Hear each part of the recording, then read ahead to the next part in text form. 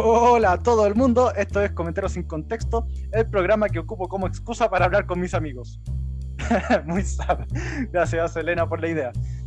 De Bien. nada. Uh, a ver. Hacer contenido en redes sociales no es tan distinto a hacer clases, ni a comerse una naranja, ni a tener un buen matrimonio. Siempre nos van a juzgar por el contenido que reseñamos o por el contenido del cual estamos hablando. Así que es preciso y es tristemente necesario muchas veces salir en defensa de los contenidos que ocupamos. Ya sea muchas veces que los autores que estamos citando están siendo cuestionados, cosa que yo creo es muy saludable, yo creo que hay que cuestionarlo todo. Pero existen prejuicios que están ahí y uno no sabe por qué están ahí. Sí, el prejuicio tiene un sentido evolutivo. No voy a comerme la misma fruta que sé que mató a mi vecino. Pero hasta cierto punto, el prejuicio es perjudicial. Hay que revisar por qué tenemos esos prejuicios y convertir los prejuicios en juicios y hablarle a la realidad y no a la caricatura de la realidad. El día de hoy, Elena, que está ahora conmigo, me recomendó me recomendó hablar de este tema. Este tema relacionado con la literatura.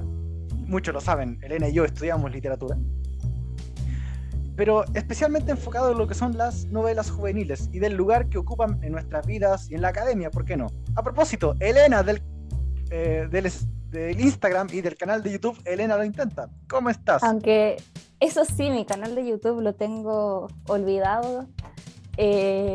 Aún no descargo mi computador nuevo. Para los que no saben, mi computador viejo murió, ya no pude seguir editando videos ahí. Así que después de un tiempo compré un nuevo computador, pero aún no le descargo nada para editar videos. Así que no he grabado nada. Ah, huevo, pero bueno, No tengo sí, una vez que eres youtuber siempre serás youtuber, así que Ay, gracias por el sentimiento. no, realmente. Y además, tú me has comentado que quieres iniciar tu propio podcast con juegos de azar y mujerzuelas. Entonces, yo Obviamente. supongo que lo subirás ahí. Es muy probable, tengo ya un trabajo al que estoy haciendo, no quiero decir nada porque ni siquiera sé si voy a terminarlo, conociéndome es posible que lo deje a la mitad, pero lo tengo ahí como idea. Fantabuloso en todo caso. Oye, todo empieza con ideas. Y a veces hay que esconder las ideas en un cajón, retomarlas años después y sale algo interesante. Bueno, oye, ¿por qué me pediste hablar de este tema específicamente? Yo ya di mi apreciación y mi reflexión inicial, pero ¿qué tal tú? Bueno, para los que ya saben un poco, yo tengo este Instagram que es de libros. Me dedico a hacer reseñas de libros, a hablar de libros, todo en ello gira en torno a libros básicamente. Y muchas veces pasa que reseño algún libro que es de literatura juvenil y a veces siempre está la persona que hace un comentario de ¿por qué lees libros de literatura juvenil si ya no eres adolescente? ¿O por qué los leías incluso cuando eras adolescente? Que eso es mala literatura. Y me ha hecho reflexionar harto sobre este prejuicio que existe hacia las personas que leen literatura juvenil siendo adolescentes e incluso ya siendo por ley yo soy considerada adulta, así que estoy en esta categoría de los adultos que leemos literatura juvenil, pero estos son libros igual, aunque sean considerados como mala literatura, entre comillas, son objetos que han abierto la puerta a muchas personas para empezar a leer y no deberíamos apreciar eso en vez de menospreciarlos diciéndoles que no son literatura. Es una pregunta retórica porque estoy esperando que tú misma respondas. No, te lo dejé abierto. Mierda. Bien, ya vamos a empezar a tirar opiniones de inmediato, me parece bien. Pues creo que hay un valor utilitario fuerte en la literatura juvenil. Creo que es un género que nos ha llevado a muchos a leer. eh, yo creo que hay que valorar, se puede valorar desde esa dimensión. Se puede y se debe valorar en esa dimensión, no exclusivamente, por supuesto. Sin embargo, ya podremos ahondar en esto más adelante. Muchas veces la literatura juvenil termina replicando ciertas ideas y ciertas cosas que no son del todo sanas. Que por supuesto no estoy hablando de todos los libros juveniles, pero Claro. sí de una muy buena parte. Lo suficiente para ser merecedora de una mención. Eh, en muchos sentidos, bueno, ya. Y bueno, pero qué valorable en todo caso, que esta discusión nos lleve a este punto. Porque mientras estamos dialogando, estamos creciendo. Sobre todo si al menos una persona nos está escuchando. Dicho No sé eso, si... dime. Ay, perdón, te interrumpí. Creo que todo lo que es la deconstrucción del amor romántico y la resignificación de muchos de los símbolos que llevamos utilizando desde hace mucho tiempo y que hay que ir superando por el bien de la humanidad. Bueno, se han visto replicados y muchas de estas acciones se han visto frenadas debido a la literatura juvenil, que creo podrían elevarse ahí como malos ejemplos, lo que no significa que no haya excelentes ejemplos de buena literatura juvenil, que está ahí haciendo el contrapeso y que, sin embargo, y lo vamos a conversar más adelante, ocupa un lugar inmerecido dentro del canon académico, siento que, creo yo, puede dar mucho más de lo que se cree que está dando. ¿Decía Selena? Sí, que no sé si te gustaría hacer una diferencia igual en desde qué edad o qué tipo de contenido nosotros vamos a considerar como literatura juvenil. Mira, me parece excelente, pero eso es, en mi opinión, parte del cuerpo de del podcast. ¿Ok? Por ahora todavía estamos saludando. Así que Perfecto. ella es Elena, yo soy Rodrigo. Sí. Esto es Comentarios sin Contexto. Empezamos pues. Pues bien, literatura juvenil. Elena, en la sección anterior hiciste una pregunta excelente, muy buena, que tiene que ver con cómo entendemos la literatura juvenil, desde qué edades.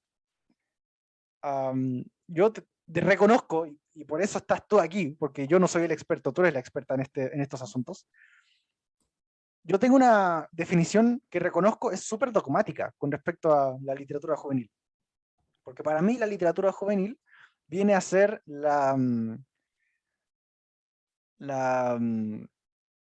vienen a ser las obras literarias enfocadas en un público de 13 años para adelante. De 13 años hasta los 20 años, digamos. 22 años, si se quiere. Y todo lo que existe en ese tanto, en ese medio, para mí es la literatura juvenil. Sin embargo, sí, como te digo, reconozco que es una definición súper dogmática y que responde a características cuantitativas del ser humano, y eso termina cayendo sobre su propio peso, así que me interesa mucho saber tu opinión. Bueno, obviamente yo no tengo una definición de enciclopedia, porque como dijiste, es un concepto igual un poco complejo. Uno Claro. lo puede catalogar quizás, porque uno lo cataloga de todos modos, pero eh, en simples palabras, según yo, la literatura juvenil es todos aquellos libros que no están dirigidos hacia niños, no son como de estos niños, libros para niños como quizás educativos, pero no tratan temas de adultos de un modo quizás tan explícito o grotesco.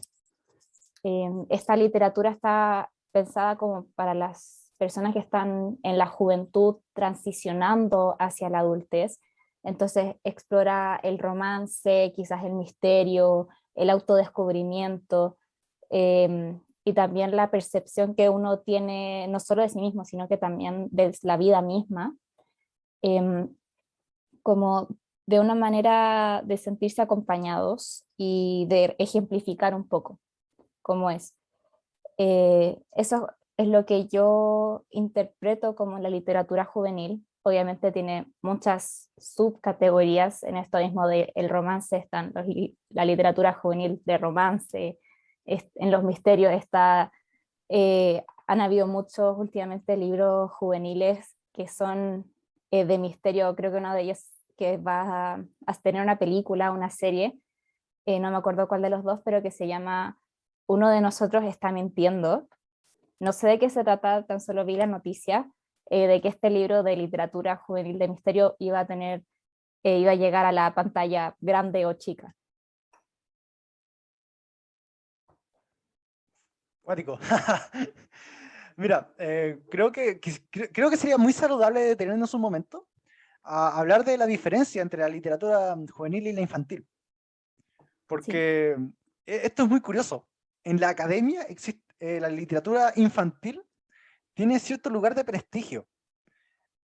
La literatura hecha para niños eh, se entiende como una enunciación como, literaria que, y también eh, como un punto de prestigio porque enseñas a los claro, niños mediante esto.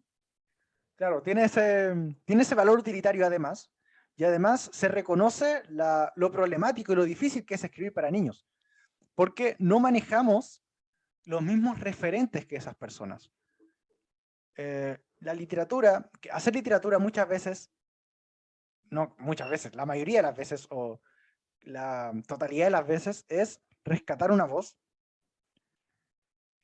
Y en la literatura infantil no, tiene un componente social quizás menos problemático, porque no estoy, porque cuando quiero rescatar una voz que no es mía en la literatura para adultos, lo que hago simplemente es dejar que esa voz a la que yo quiero darle espacio se enuncie y yo agacho el moño.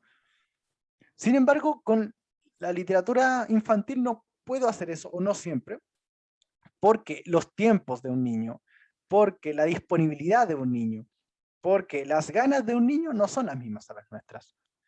Y por lo tanto no pueden enunciarse con la fuerza o con la regularidad que se espera de un adulto. En ese sentido, es mucho mejor visto socialmente que se tome prestada la voz de un niño para dar riendas sueltas a una historia que nos interese dar forma. Sin embargo, como les digo, esto presenta un desafío tremendo para los hacedores de literatura infantil. Y ese desafío creo yo que es lo que se valora a la hora de identificar estas obras dentro del canon académico o que se nos enseñan en nuestras universidades o escuelas. No así la literatura juvenil, porque la literatura juvenil existe en este limbo, en que no cumple el mismo, eh, la misma labor pedagógica, ni, ni presenta un desafío cumplido tan grande como es rescatar la voz de un niño, al mismo tiempo que tampoco es un baluarte, un estandarte de alguna lucha o de alguna problemática social. No necesariamente, muchas veces la literatura juvenil sí abarca estos temas, o también son aledaños a la trama principal. Sin embargo, no, no se reconoce como tal. Al no ser ese sofoco, suele verse de reojo por los expertos, por los adultos, y se termina entrando en un limbo en el que no se le reconoce por ningún lado.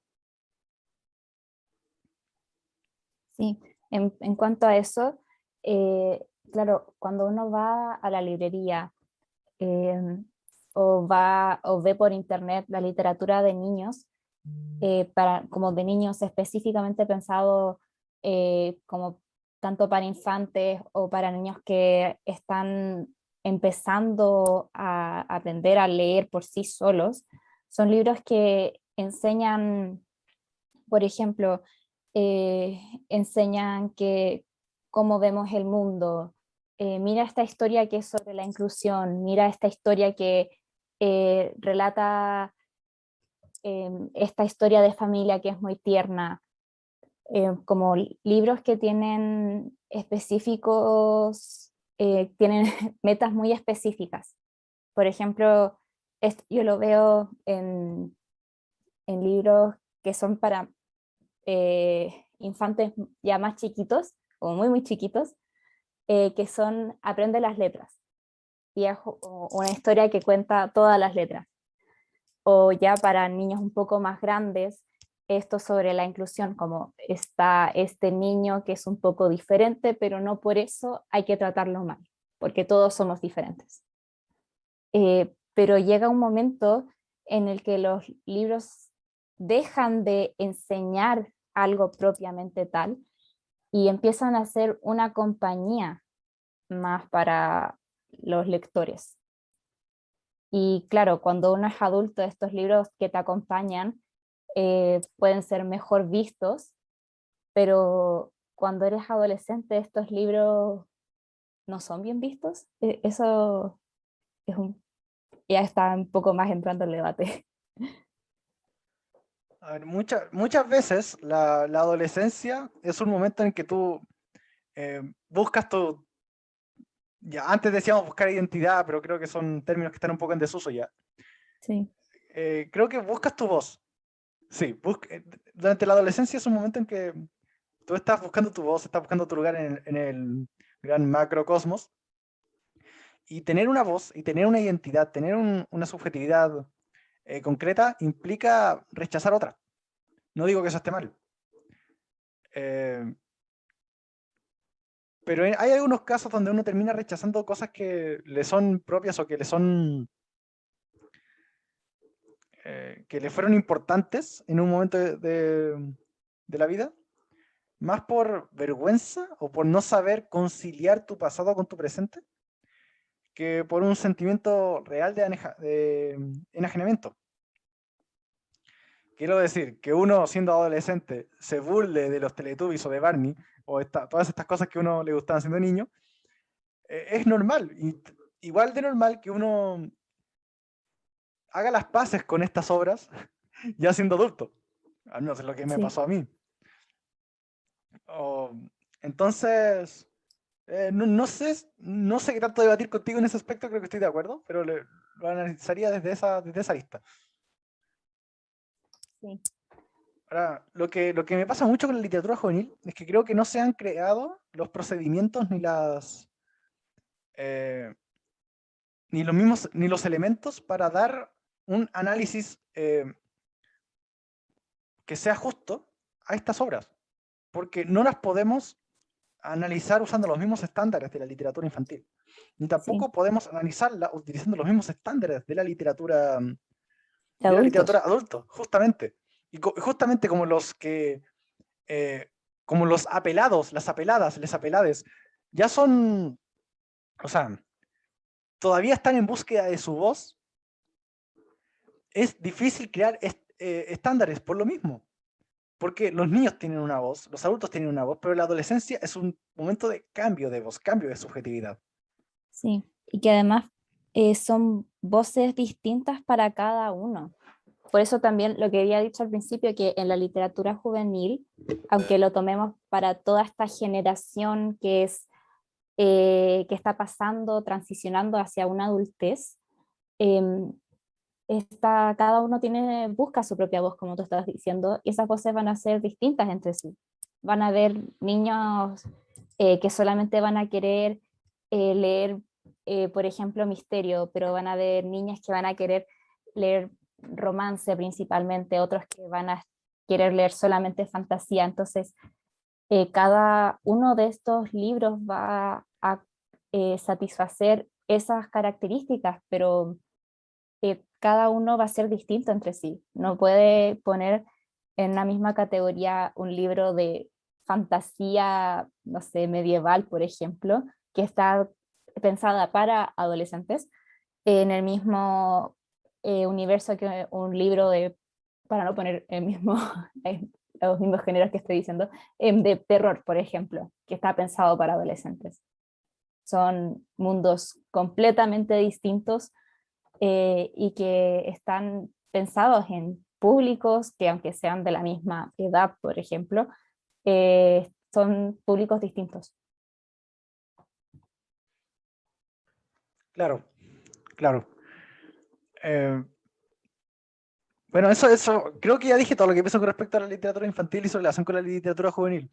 Yo no siento la autoridad para ponerme a hablar largo y tendido de la literatura infantil porque no soy experto.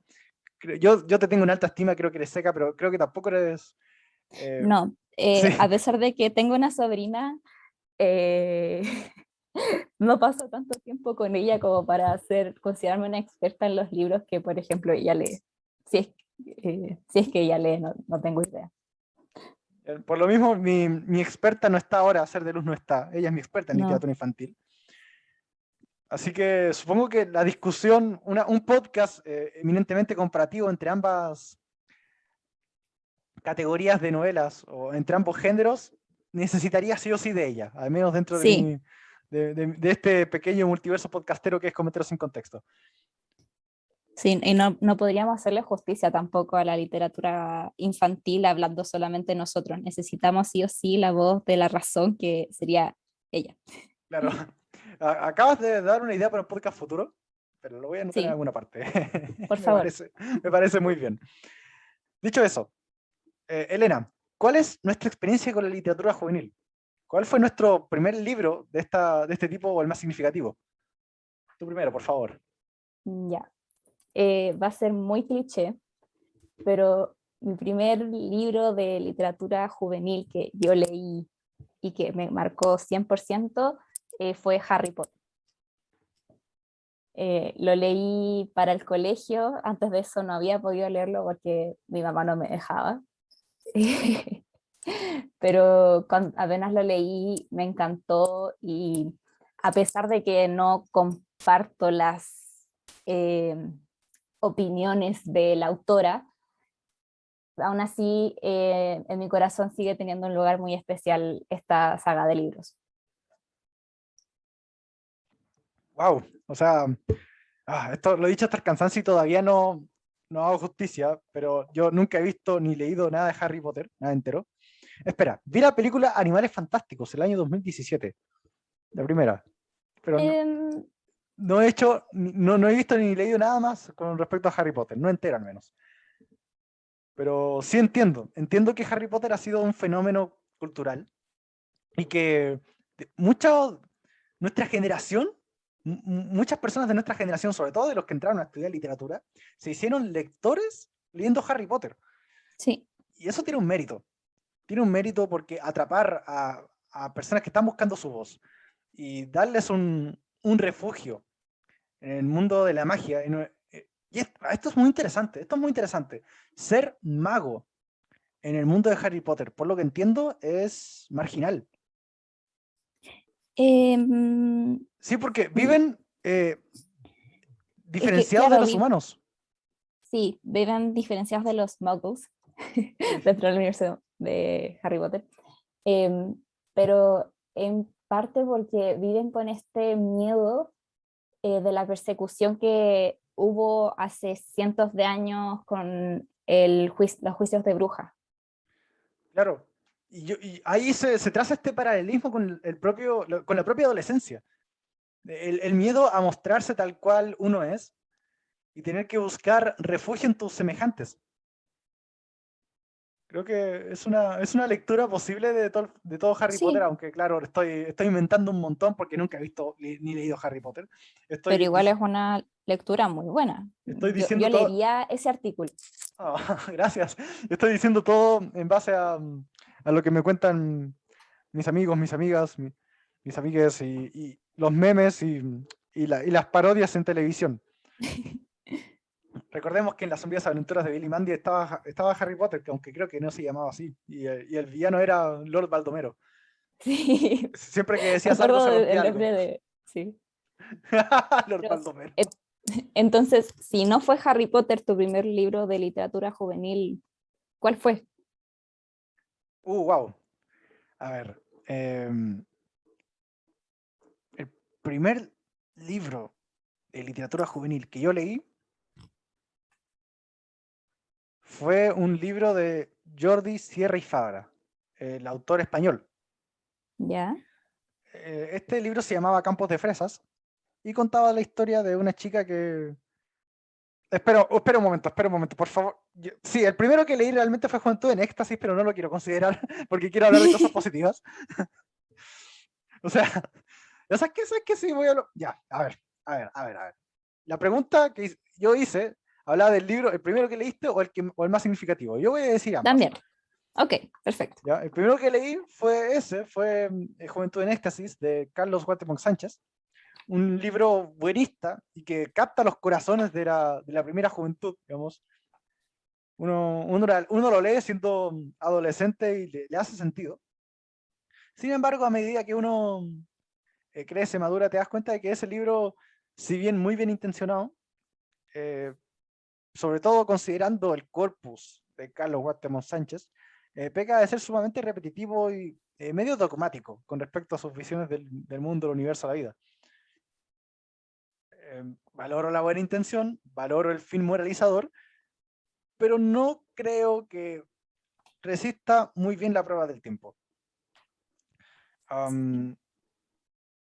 Creo que es un libro que intenta retomar las mismas estructuras de la literatura infantil, de ser un libro que te enseña, pero entrando a temas mucho más delicados. Creo que por eso genera tanta aceptación la primera vez que uno lo lee, pero después es un libro que no te da espacio a tu propia lectura. Son libros que no te dan espacio a tu propia lectura. Lo mismo pasa con la segunda parte de Juventud en Éxtasis, con Un grito desesperado, o no sé, me falta uno, que también lo leí. No sé, Pero yo no los he leído, así que no no, puedo apoyarte en esto. bueno, si algún día quieres leerlo y echar espuma por la boca conmigo, invitadísimo. No sé, de lo que me estás diciendo ya no me llama tanto la atención. Bueno, finalmente, a ver, te explico. Son libros donde él presenta historias eh, que tienen un fin moralizador, Ok, sí. conservadoramente moralizador. Ok. En la medida que habla de el sexo premarital, las drogas y todo ese tipo de cosas. Bien, las peleas callejeras, Sí. las relaciones padre-hijo, qué sé yo. Y abarca esos temas, digamos, reconoce la existencia de estos temas, pero siempre la solución termina siendo, no sé, esto por favor no me malinterpreten, ustedes saben que yo soy cristiano, pero la solución termina siendo, no sé, vuélvete a Cristo, arrepiéntete, abandona tu vida anterior, Ah, ya, ok. ¿ya? Son estos libros como de literatura juvenil cristiana. Sí, Ok. es que no cristiano, porque el mensaje central no es que sea, no son libros cristianos, ¿ya? No los vas a encontrar en una librería cristiana. Pero te das cuenta que los personajes que terminan bien suelen ser cristianos, principalmente católicos. eh, y muchas veces los argumentos que dan para los estilos de vida que llevan los personajes que podemos llamar héroes o las figuras morales de estos libros son profundamente conservadoras. Y no digo, como te digo, no digo que eso esté mal. Los conservadores también tienen derecho a tener una voz en la literatura. Lo que digo es que estos libros fracasan en otros aspectos. ¿Ya?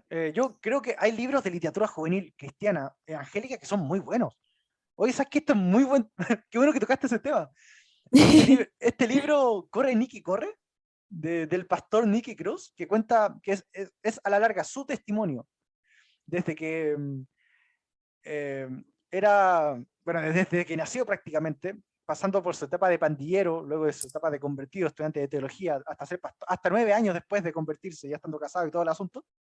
Es un libro buenísimo y que toma lo bueno de Juventud en Éxtasis, en el sentido de que se atreve a hablar de los temas que son profundamente delicados, como te digo, la pelea de pandillas, las drogas, el sexo premarital, el sexo sin Sí. protección, las enfermedades de transmisión sexual, pero abarca estos temas con mucho tacto, con crudeza, sí, con crudeza, con la crudeza de un relato callejero, pero con mucho tacto, y reconociendo que a pesar de todo hay una salida. y lo hace muy bien, lo hace muy bien. Cosa que Carlos Guatemo Sánchez y Juventud en Éxtasis no hace. Porque no te da espacio a tu propia voz. Nicky Cruz, en su libro, te da espacio a tu propia voz, no le da, no tiene opinión de todo lo que ocurre, sino que en determinado momento te deja respirar como lector y te dice, oye, ¿qué crees tú de todo esto? ¿O qué habrías hecho tú? No lo dice así directamente, pero es como uno se siente leyéndolo. En Sí. cambio, en Juventud en Éxtasis, tú dices, este tipo tuvo sexo premarital, está mal y no puedes discutirlo. Y cuando un personaje intenta discutirlo, se le van los argumentos encima. Como, no sé, si algún video de estos libertarios argentinos gritones, Agustín Laje o Javier Milei, estuviésemos hablando. Así que, oye, qué buen tema, qué buen tema pusiste sobre la mesa, Elena. Está muy interesante para una discusión más profunda. Sí. Ahora, ¿cuál ha sido el más significativo para mí? Yo creo que la literatura juvenil más significativa para mí ha sido la literatura de Jordi Sierra y Fabra. Él escribió Noche de Viernes, escribió Campos de Fresas, escribió Las Chicas del Hambre. Porque, bueno, él hace mucha referencia a la literatura, a la cultura popular. Él está constantemente, de hecho, Campos de Fresas está, bueno, habla de las drogas, pero el título hace referencia a la canción de los Beatles, Strawberry Fields Forever. Y es muy interesante también en Las Chicas del Hambre. Es un periodista haciendo una investigación respecto al paradero de una modelo que se cree muerta. Y ¿Sí? durante su investigación, eh, él se va por un lado o por otro y se va haciendo conexiones con el mundo real. En un momento, por ejemplo, se habla de esta leyenda urbana que se habla de cierta banda que hacía canciones que te llevan al suicidio, supuestamente, que yo sepa, nunca se probó nada, y hacen referencia a eso en el libro. Y él dice directamente, el protagonista dice que se acordó del ejemplo de Judas Priest. Y bueno, eso me captó en primer lugar. Yo leí esos libros estando en la enseñanza media y recuerdo estar profundamente emocionado. Yo en esos tiempos reconocía a Jordi Sierra y Fabra como uno de mis referentes en la literatura en general. Una vez entré a la universidad y no por desprecio a él, sino por necesidad de leer otras cosas para la carrera, por la carrera, empecé a leer otras cosas y mis referentes cambiaron. Eh, ya en, sí, ya diría que no tengo entre mis referentes a autores de literatura juvenil. Y me pasó algo muy curioso, porque el otro día, bueno, a mí me gusta mucho poner charlas o ponencias o podcast de fondo mientras hago otra cosa, y encontré una charla de Jordi Sierra y Fabra. Y yo, muy ilusionado, muy ilusionado, me metí a verlo, y me di cuenta que había cierta desconexión entre él y yo, que no nos entendíamos, quizá lo encontraba, no sé, medio cerrado para algunas cosas, y me di cuenta de que ya no era para mí, que lo Qué fue en un momento. triste, Dime. qué tristeza cuando, no sé si llegas a conocer a tu héroe, pero lo llegas a alguien que fue tu héroe en cierta forma, verlo años más tarde y darte cuenta que ya no es lo que solía ser para ti. Yo no creo que sea algo intrínsecamente malo. Yo creo que él tiene el lugar que merece en el campo de la literatura juvenil y en el campo de la literatura en general. Yo creo que es una persona bien reconocida y con un reconocimiento bien válido. Sin embargo, me di cuenta de que su discurso ya no me llegaba. Que el Rodrigo del pasado, el Rodrigo adolescente, sí se habría conmovido con sus experiencias, su forma de hablar. Probablemente, no sé, no quiero entrar a cuestionar ni a criticar esta charla que dio Jordi Sierra y Fabra. Creo que para el Banco de BBVA, o sea, para este ciclo de charlas que se llama Aprendamos Juntos, ¿Sí? sí, fue en ese contexto. Como te digo, no quiero creer que soy... eh, o sea, no quiero criticarlo, pero sí puedo decir que ya nuestros discursos ya no están en la misma sintonía de antes, lo que no significa que no pueda aprender de él. Pero sí puedo decir que él fue un pilar fundamental para que yo para que yo decidiese dedicar mi vida a leer. Así que le guardo un aprecio enorme por eso. Qué tierno que pueda aún mantenerle un aprecio. ¿No? Hay gente que simplemente lo olvidaría, lo desecharía y fue como, ya no eres lo que alguna vez fuiste para mí, adiós. Sí, bueno, no, creo, es que eso no sería exactamente lo mismo que yo hacía con las cosas que amaba cuando era niño, cuando era adolescente.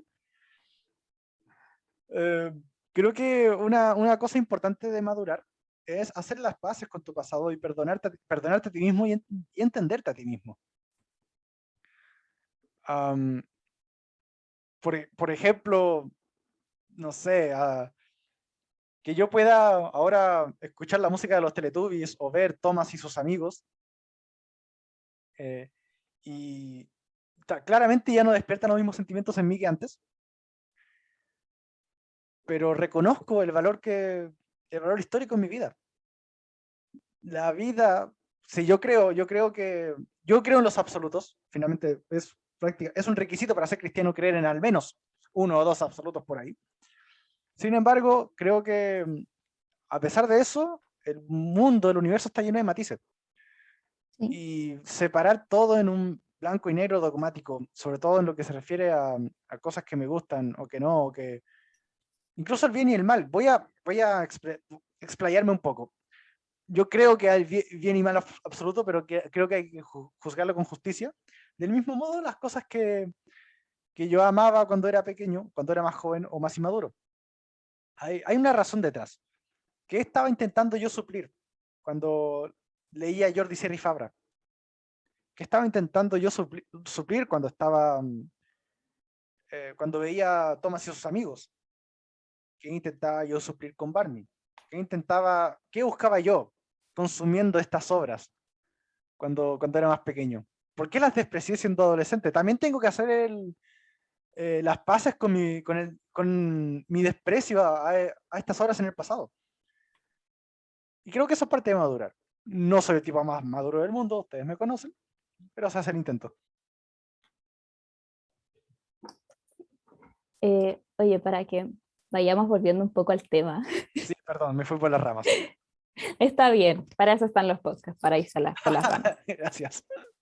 Em, Quería preguntarte, ¿qué dijeron tus profesores o qué te enseñaron a ti en el colegio o incluso ahora ya en la universidad sobre la literatura juvenil? ¿Cómo, cómo abordaron ese tema? Ok, bueno, problemático. Mis profesores del colegio, sobre todo, amaban a Carlos Cuauhtémoc Sánchez, sobre todo mm, los de ideas políticas más conservadoras. Así que se me recomendaba mucho. Cierto tipo, creo que se tomaba la literatura juvenil desde su punto de vista utilitario y desde esa única y aislada dimensión se nos presentaba a nosotros como alumnos. Si una obra de literatura juvenil no tenía un valor utilitario tan concreto, se le relegaba a al peor de los castigos, eh, que es el olvido. Quiero decir, no se ¿Sí? hablaba de literatura juvenil, más allá de lo que ellos consideraban necesario e interesante. Dicho sea de paso, Carlos Cuauhtémoc Sánchez y Odisea y Fabra, que son los grandes autores de literatura juvenil que se me hizo leer estando en el colegio.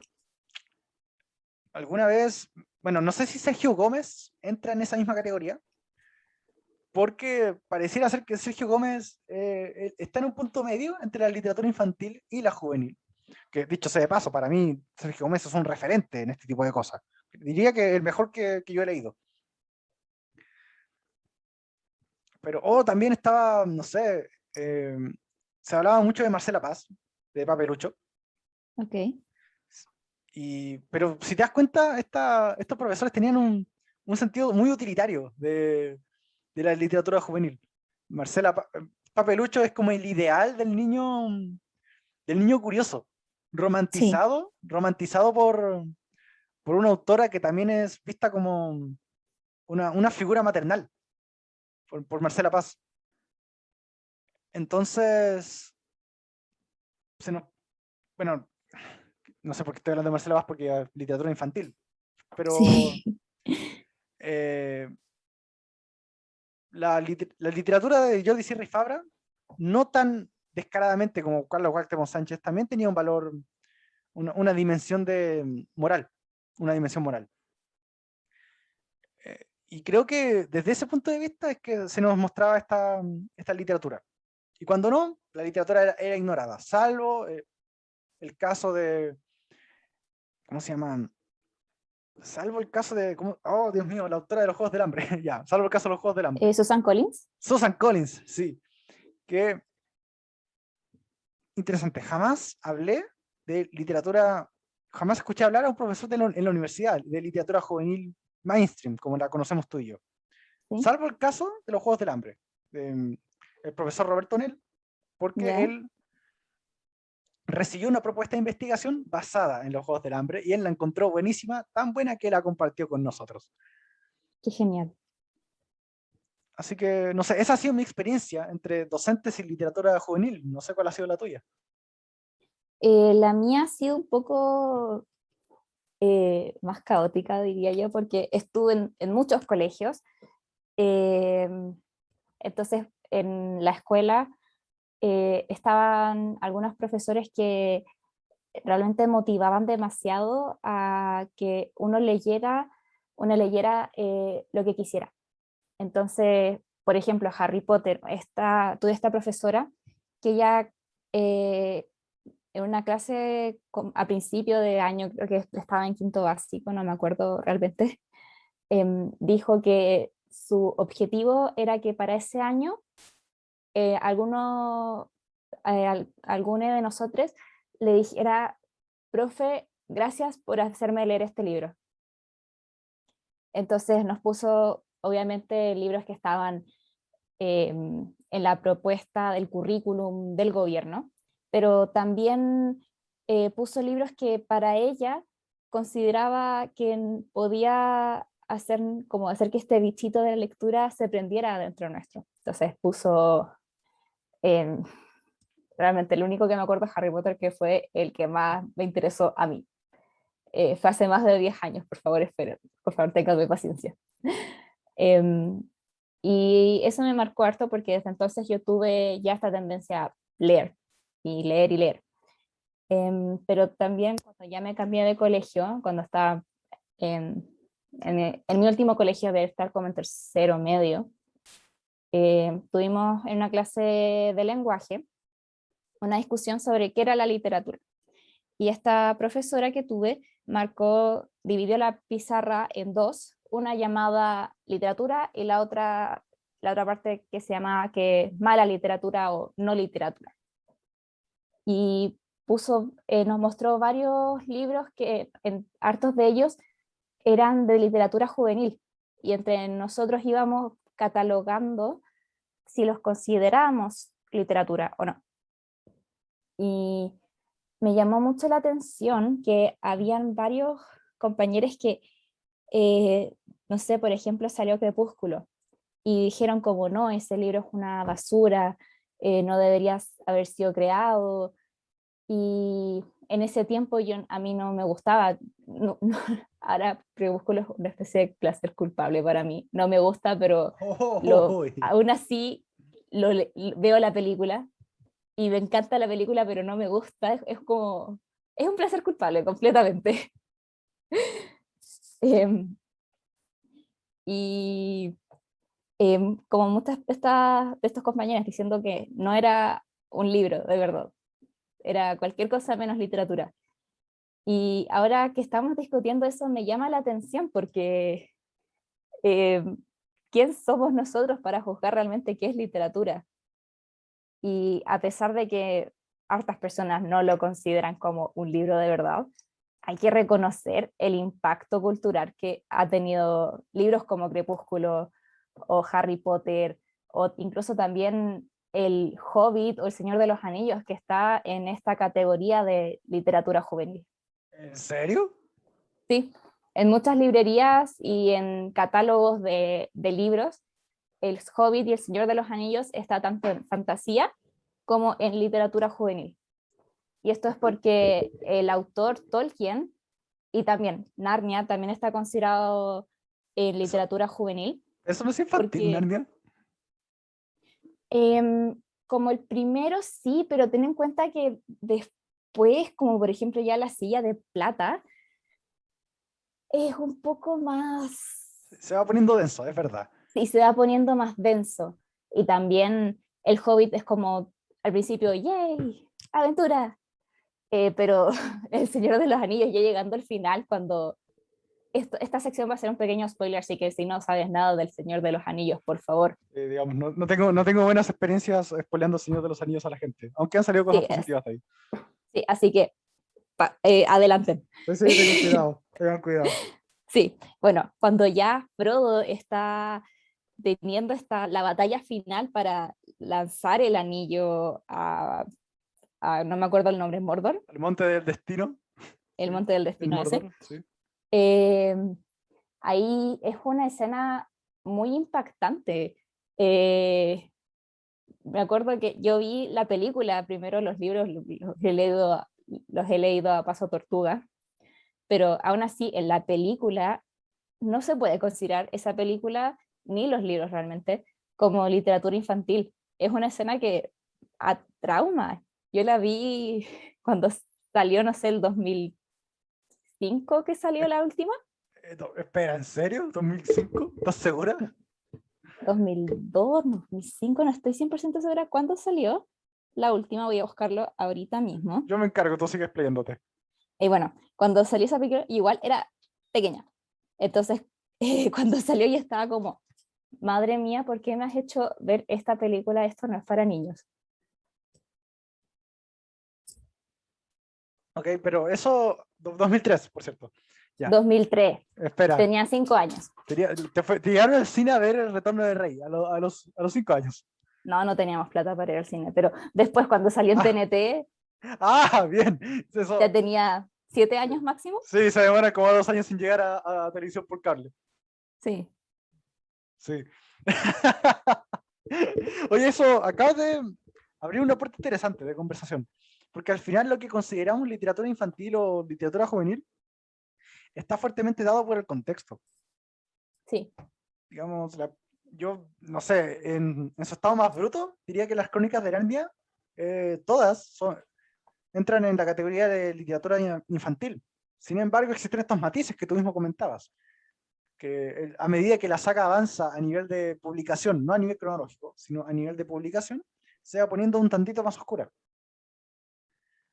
Y sí, bueno, va madurando con la audiencia. de hecho, eh, esa misma estructura de 7 libros y que poco a poco se vaya poniendo más oscuro, más denso, eh, lo tomó J.K. Rowling como inspiración para Sí, escribir Harry Potter. Vamos, Harry Potter en ese sentido, a nivel de marketing, bebe mucho de las crónicas de Narnia. sí, y va madurando, va creciendo con la audiencia, eh, no solamente el nivel de qué tan densa o tan oscura la trama sea, sino también la edad de los personajes.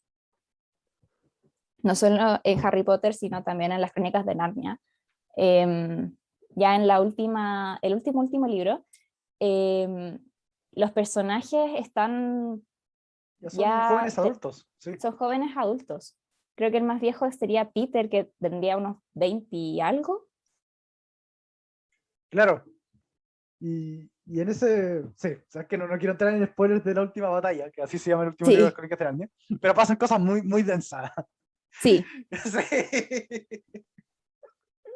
Oh, qué terrible, pero qué genial. También iba a comentar el caso del Señor de los Anillos, que el Señor de los Anillos, bueno, sobre todo el Hobbit para empezar, fue concebido como un libro infantil, pero en la sí, medida que la aventura avanza, se va poniendo más densa y no somos capaces de encasillarlo únicamente dentro de esa categoría.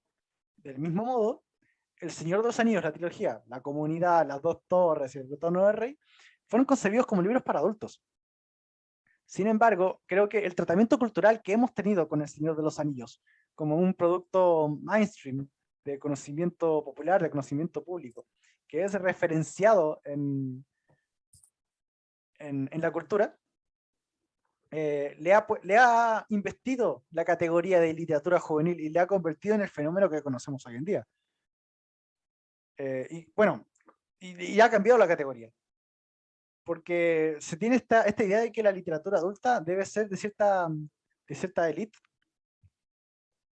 y la literatura juvenil eh, es identificable por su popularidad y por las masas que mueve, finalmente. Lo que pasó con El Señor de los Anillos fue muy parecido en cuanto a alcance a lo que pasó con Crepúsculo, en cuanto a la movilización de masas. Y Sí, creo que eso cambió la categoría del Señor de los Anillos.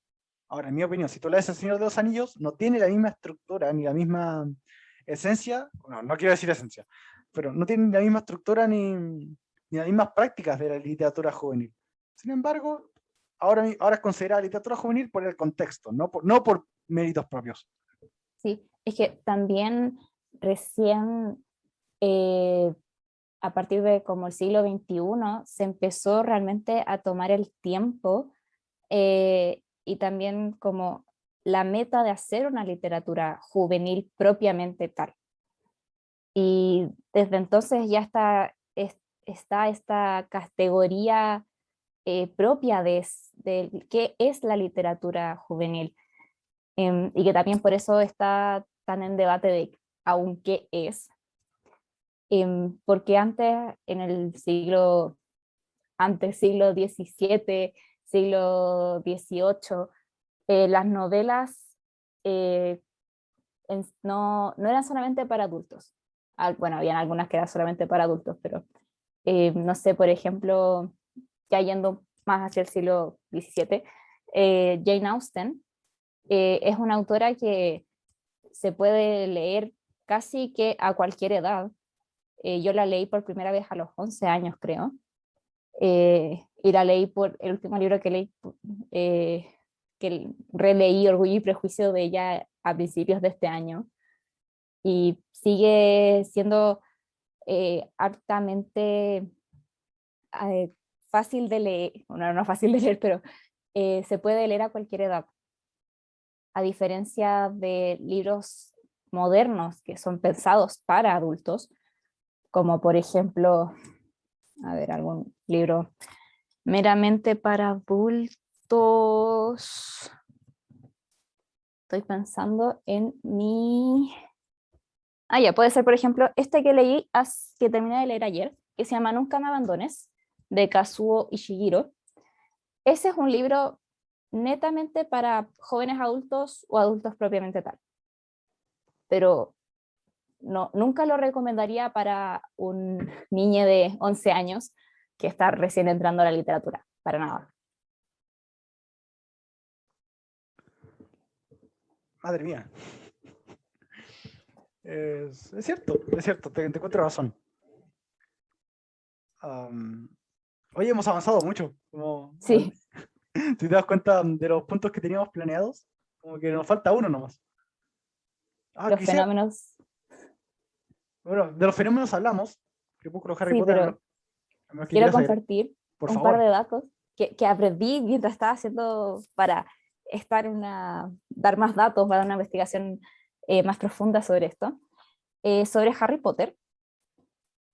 Dale. Este, sí, se hizo una investigación el año 2006 sobre Harry Potter para una revista británica para saber cuál había sido el impacto de este libro en las masas. Y se hizo una encuesta a lectores entre 5 y 17 años eh, sobre si conocían Harry Potter o si habían leído sobre si conocían Harry Potter. 51% de estos encuestados dijeron que sí conocían Harry Potter. Y si lo leyeron, 65% de estos 51% declaró que sí lo había leído. Y eso fue el 2006, cuando aún no estaba la saga completa. Ya para más adelante es posible que sea aún más la cantidad de personas que que hayan leído. Y de hecho, el quinto libro, El Cáliz de Fuego, eh, fue vendido de tal modo, llegó a romper récords, que la revista del New York Times tuvo que crear una lista exclusivamente para libros pensados en niños, como niños y adolescentes. Entonces, realmente, a partir del siglo XXI, de los años 2000, eh, la literatura juvenil dio un giro totalmente inesperado y empezó a crear tendencias. Ya yendo años más adelante, eh, Crepúsculo fue publicada por primera vez en el 2005 y, ah, y se volvió un éxito mundial. Hizo una película un par de años más tarde, y se hizo no una encuesta, pero una investigación sobre cuál había sido el impacto económico de Crepúsculo. Esta investigación se hizo en 2011 y se llegó a que la saga, y ni siquiera la saga, el primer libro para el 2011, es decir, 6 años después de su publicación, había vendido 120 millones de ejemplares y se había traducido a más de 30 idiomas. Es decir, más de 120 millones de personas, es posible, leyeron o tuvieron en sus manos Crepúsculo. Ok, eso es mucha gente. Eso es mucha gente. Cuando yo llegué a eso no puedo creerlo. Entonces realmente no se puede negar el impacto que fue para la juventud estas dos sagas de libros, y quizás no solamente estas. Yo estoy nombrando estas dos solamente porque son Icónicas. una de las más cercanas, y también porque son las más reconocidas, a mi parecer. Obviamente hay otras más. Por supuesto, por supuesto. Sí. Bueno, a ti yo te dejo que te explayes con estos fenómenos, porque realmente ni de Crepúsculo ni de Harry Potter soy experto. ¿Ni siquiera has visto la película de Crepúsculo? Hace mucho tiempo vi la primera. Y solo eso, y la vi una vez que la dieron en la televisión abierta de mi país, de Chile, porque justamente ese día yo estaba en un lugar que no había cable y no había nada que hacer. La vi con mi hermana. Lamentablemente eso convirtió a mi hermana en... No, lamentablemente no, realmente no puedo juzgar la saga. Pero recuerdo que ese día mi hermana se convirtió en fan de Crepúsculo. ¿Qué equipo era? ¿Edward? ¿Jacob?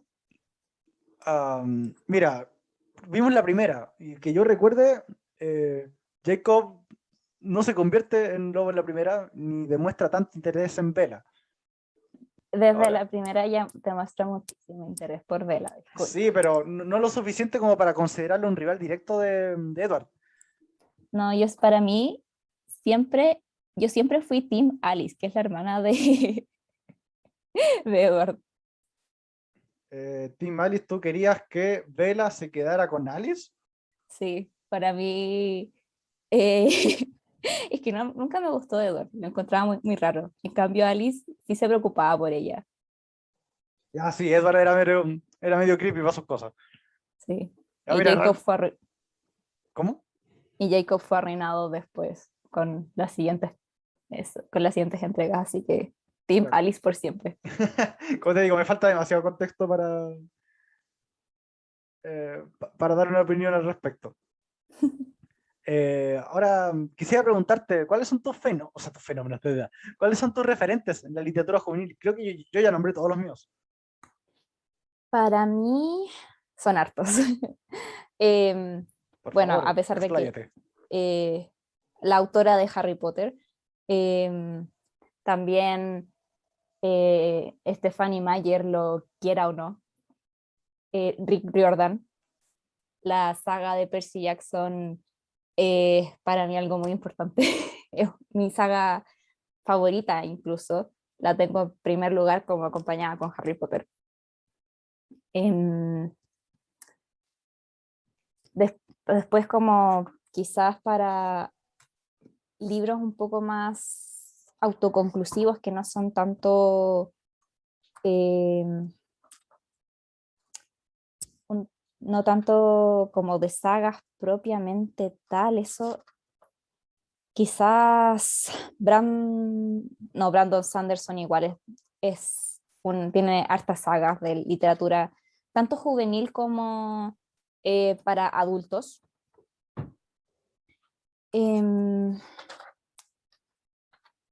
Bueno, también es este autor de libros más de romance, como John Green, Bajo la misma Bajo la misma estrella estrella, y Camino a Alaska, ¿no? O algo de Alaska. Buscando Alaska. Eso. Bueno, ¿por qué Sí, buscarlo si está ahí en el mapa? sí. Bueno, Buscando Alaska tiene se busca esta protagonista, bueno, no protagonista, pero esta personaje que se llama Alaska. Yo diría que ellos son gran parte de mi...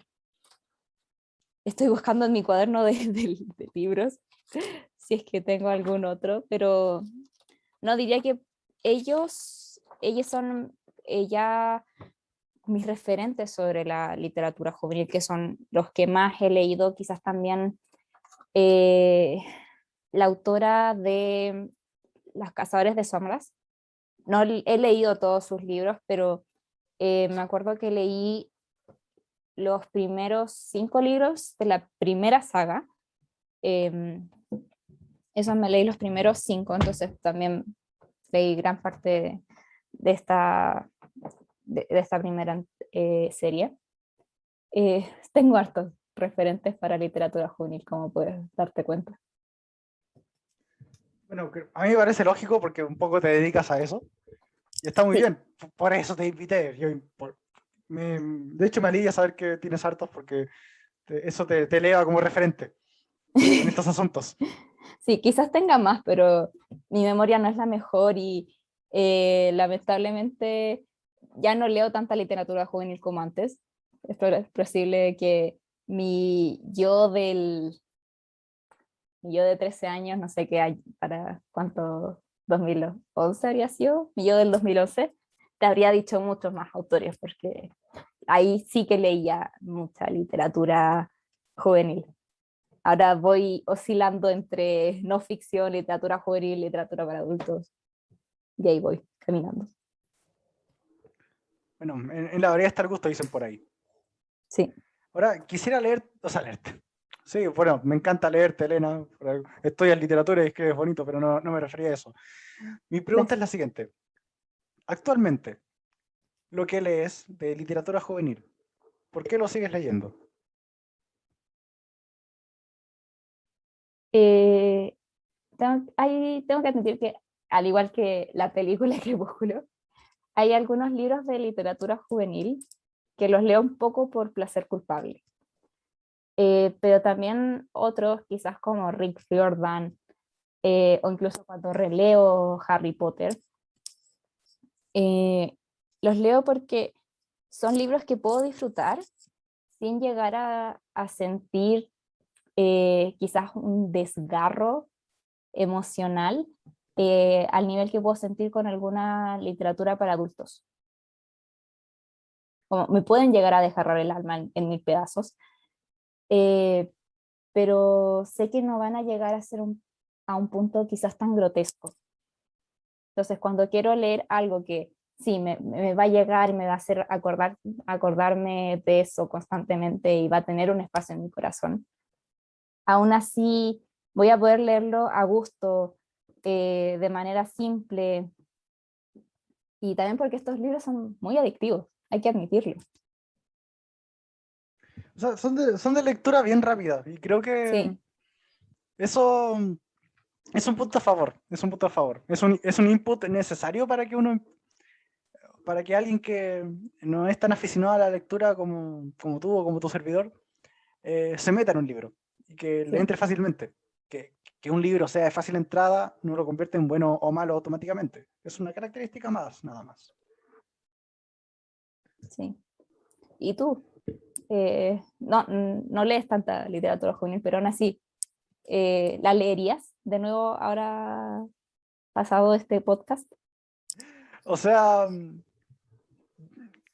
como para darle sentido al, al círculo y al ciclo de la vida, podría decir que yo actualmente leo literatura juvenil con fines utilitarios, específicamente para temas de podcast. Creo que nunca he hablado de un libro de literatura juvenil por acá, pero creo que es lo único que me llevaría a hacerlo actualmente. Yo lo he comentado antes, actualmente leo más artículos que libros, propiamente tal, que novelas. Entonces, en cuanto a esa lectura romántica de mi adolescencia, se ha perdido para mí. No digo que eso sea malo. Yo creo que he disfrutado mucho la forma en que he llevado mis lecturas actualmente, pero ya no es lo que era antes. Lo, si me preguntan si lo leería, yo con gusto. Y yo creo que los libros juveniles que más he disfrutado en mi vida han sido los de Susan Collins, los de Los Juegos del Hambre. Específicamente, la que Claro, más me gustó sí, fue eh, la segunda, En Llamas, En Llamas, también, ella es otra referente mía, gracias por recordarla. Sí, para, para servirte. Y es que en realidad yo creo que Los Juegos del Hambre esconde una lectura muy interesante acerca de sí, cómo el sistema capitalista, neoliberal específicamente, requiere de ciertas acciones para mantenerse a flote. Requiere de pan, requiere de recursos, requiere de Panem, elementos que se extraen, sí, panem, y requiere de circo, los Juegos sí, del Hambre, propiamente tal. De hecho, que se llame Panem la capital de lo que parece ser Estados Unidos en los Juegos del Hambre, viene de la frase latina Panem et Circus. Eso sí, tú lo sabes mejor que yo. Así que eso. no, sí. También que compartiendo los Juegos del Hambre también marcó una nueva era, por así decirlo, en lo que era popular en la literatura juvenil, porque al principio estuvo Harry Potter, todos los libros que eran de magia, después estuvo Crepúsculo, todos libros sobrenaturales de un romance prohibido, después llegó Los Juegos del Hambre, con una distopia, todo un nuevo género de distopias. Eh, y así ha ido yendo. No sé en qué etapa estaremos ahora, 2021, en cuanto a qué es cliché, qué es moderno, qué es popular en la literatura juvenil, pero definitivamente eh, cada vez que sale un nuevo libro muy popular, se marca una nueva tendencia y empiezan a salir los libros en ese mismo género. Qué maravilloso. Y eso, puedo decir que yo ya dije todo lo que podía decir con respecto a este tema, de lo que teníamos preparado. Aunque tú por ahí pusiste una cita que supongo que quieres leer. Sí, quiero leerla ahora. Quería esperar a que ya fuésemos cerrando para decirla. Esta es una frase que dijo Jorge Luis Borges, escritor argentino, muy reconocido no solo a nivel latinoamericano, sino que también a nivel mundial. Y él dijo, si un libro los aburre, déjenlo. No lo lean porque es famoso, no lean un libro porque es moderno, no lean un libro porque es antiguo. Si un libro es tedioso para ustedes, déjenlo. Ese libro no ha sido escrito para ustedes. La lectura debe ser una forma de felicidad. Termino cita. Así que al final, eh, queridos auditores, si alguien te tira malestar porque estás leyendo literatura juvenil, no la escuches. Lee lo que te apasiona. Y con ese lindo mensaje, Elena, ¿te parece si pasamos a la despedida? Ok.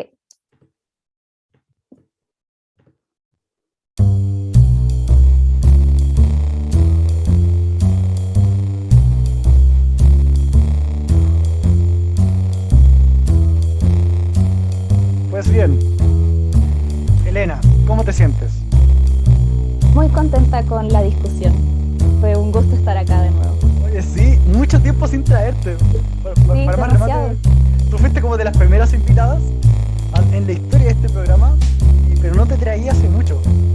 Sí, y estoy indignada por ello. Sí, de hecho, no te traigo hace tanto que ni siquiera tienes... Bueno, al momento de grabar este episodio, no tienes avatar todavía. No, espero tenerlo pronto. Sí, bueno, apenas terminemos de grabar, te mandaremos a hacer uno y saldrá en la portada de este episodio. Muchas gracias. Oye, te lo mereces. Quiero agradecer a Andrés Godoy, mi amigo y hermano en la fe, por haber compuesto esta canción que está sonando. Por favor, busquen nuestro canal de YouTube, A.Gian Music. Hace un trabajo muy interesante con misiones de trabajos. Quiero agradecer a Anchor, mi patrocinador oficial, el patrocinador oficial de Comentarios sin Contexto. Si quieren grabar su podcast del modo más fácil posible, usen Anchor, porque, bueno, yo soy, como pudiera haber escuchado en el comercial de entre saludo y cuerpo, soy un papanate con la tecnología. Así que si a mí me sirve Anchor, bueno, ustedes que supongo que son más tecnólogos que yo, lo usarán mejor. Aprovechenlo. Quiero agradecer nuevamente a los mecenas de Comentarios sin Contexto, que son los que de hecho financian los avatares. Porque gracias a ustedes, mis mecenas, Comentarios sin Contexto es una realidad. ¿Pero qué es un mecena? Qué buena pregunta. Los mecenas son esas personas que aportan monetariamente a Comentarios sin Contexto, que nos permiten hacer lo que hacemos con la calidad que hacemos, que no es mucho, pero es que, discúlpenme, yo pongo empeño. ¿Cómo ser mecena? Excelente pregunta. Para ser mecena tienen que contactarme por Facebook o Instagram. Soy el único comentario sin contexto que hay. Y pactar una donación de al menos $1 que se hace por PayPal o por transferencia si ustedes son de Chile. De ese modo, ustedes entran a una maravillosa comunidad de WhatsApp y empiezan a contar con beneficios exclusivos, entre los que se encuentran discutir los temas que conversamos en Comentarios sin Contexto, pedir episodios, participar en las votaciones, etcétera, etcétera. Solo es $1 la entrada al grupo y realmente yo creo que lo vale porque no cobro mucho. Elena, oye, muchas gracias por estar acá una vez más. Ha sido un privilegio. Muchísimas gracias por tenerme acá. Estoy muy feliz por haber vuelto. ¿Cierto? Yo espero que no tengamos que esperar un año otra vez para tenerte por acá. Bueno, si en algún momento tomo alguna obra de literatura juvenil, o bueno, algún libro en general, yo te pienso invitar. Muchas gracias. De modo, Elena, yo espero que me invites cuando hagas tu propio podcast. Contigo. Con lo que sea que lo hagas, sí. Pero sí, apenas ya grabe el primer episodio, te voy a avisar para que grabemos uno después. Me parece muy bien. Además, yo estoy indignadísimo porque Renata Castro no nos ha invitado ni a ti ni a mí al suyo. Es cierto. Pensando en una caja, y de hecho yo he promocionado ese podcast y no se ha contactado con nosotros. Parece que no somos suficientes para ella. Y eso que yo soy su prima. ¿Verdad? Pues bien, saludamos al podcast Pensando en una caja de Renata Castro. Es un podcast que derrocha personalidad, vayan a escucharlo por ahí. Porque si quieren, no sé, oír a un estudiante de letras hablando de su experiencia como estudiante de letras, propiamente tal, eso es lo mejor que van a encontrar. Sí. Eso. Y yo no la promociono solo porque es pariente mío, sino porque realmente es buena. Claro. Oye, ¿de verdad son primas consanguíneos? ¿O lo dicen porque comparten apellido? Nunca lo sabrás. Ok. Es un secreto que nos llevaremos a la tumba. Puedo esperar unos 80 años. Elena, muchas gracias nuevamente. Muchas gracias a quienes nos escuchan. Este capítulo, como pueden ver, no fue transmitido por YouTube, sino que es un podcast grabado. De repente hacemos esto para variar, ¿no? No siempre tenemos que transmitir en vivo por YouTube. Está bien porque somos personas ocupadas y porque somos sensuales. Ella fue Elena, de Elena lo intenta. Yo soy Rodrigo, esto es Comentarios sin Contexto. Y recuerden que aunque estemos llenos de prejuicios, siempre hay algo que decir. Hasta siempre, les quiero. Adiós. Fue un gusto estar acá.